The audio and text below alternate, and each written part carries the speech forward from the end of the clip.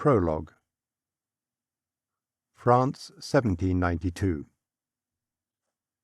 The execution was not to take place for many hours, but already the crowds were gathering in the old market square, pushing and shoving, jostling for position, striving to get as close as possible to the scaffold, laying claim to the best positions to revel and cheer as the condemned is broken on the wheel. For the execution was to be of a like few, if any, had ever seen before, and perhaps would ever see again. The scaffold has been erected in front of the courthouse, a shoulder-height timber platform shrouded in black cloth, surrounded by a low fence set back some 15 feet from the scaffold to keep the avid spectators from getting too close. All the upper rooms of the Hôtel de Ville, adjacent to the courthouse, had been let at many times the usual rate, and eager watchers peered avidly from the windows, florid-faced from wine and expectation, the women already in a state of heightened sexual tension, whilst in the packed square below, a frisson, an excitement grew tangibly as the dread hour approached, the air electric as if a summer storm approached. The taverns across the square from the Hôtel de Ville were equally busy, upper rooms let, packed with raucous revellers, food and drink flowing freely. The sun beat down from a cloudless sky, hard and brutal, shimmering off the stone or stucco-painted walls of the square in pulsing waves. Many years ago in the last century, or even the century prior, a stone cross had been erected in the centre of the square, mounted on a stone pedestal, 3 steps high. 3 young boys had scrambled to the top of the cross, one straddling each of the arms, the other perched atop of the upright. Other bystanders and townsfolk crowded onto the steps below, giving them an advantage in height over those around them.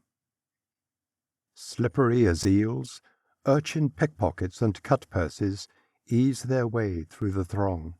lifting kerchiefs and purses, pocket-books and pouches. One of the urchins is caught trying to lift a purse, and is savagely punched to the ground and stamped upon until he lies still, crushed like a cockroach beneath trampling feet, kicked aside and forgotten, the mass surging forwards again, pressed on by the crowds still arriving, anxious not to miss the execution. Small children perched on the shoulders of their parents, so that they too would have a tale to tell their children and grandchildren in the years to come. For the execution was to be that of the Comtesse Marie-Josephine de Blacas, a hated member of the aristocracy, of the noblesse d'épée, the highest rank of nobility, and condemned to die for heresy, for witchcraft,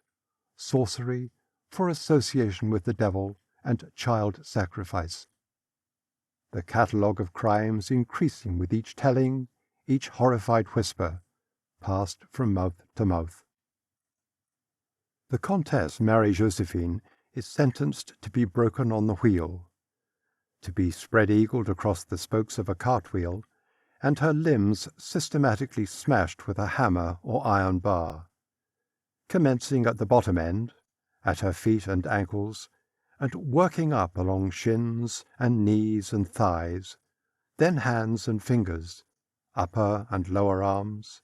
and then the marrow-seeping, blood-streaming, broken-torn limbs would be braided, twisted, about the spokes of the dread wheel. The wheel, with her screaming body entwined, would then be hoisted up on a pole, and she would be left to die in agony beneath the blazing sun, to linger for hours, maybe days, tormented by flies, her torn flesh to be pecked by birds, her eyes stabbed by the sharp beaks of crows and ravens, the soft flesh of her cheeks, breasts, and stomach torn by talons and hooked bills.